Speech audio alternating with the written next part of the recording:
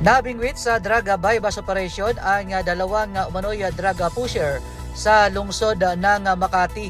Mahigit na 1 milyong pisong halaga ng iligal na droga ang nasabat sa operasyon. Arestado sina Sandra De Vera alias Dada, Lloyd Kirk de la Fuente alias Basher, habang nakaeskapo naman sa patibong ang isang kasabwat na si Patrick Umanya alias Philip. Nakumpiska ng mga otoridad sa pag-iingat ng mga suspect ang nasa 153 grams ng suspected shabu na aabot naman sa 1,040,400 pesos. May nakuha ring marijuana leaves na aabot sa 480 pesos. Naaresto ang mga suspect matapos pumasok sa patibong ng police pusher buyer sa barangay Estrimbo sa nabanggit na lungsod. Maharap naman ngayon ang mga suspect sa reklamong paglabag sa Republic Act 9165.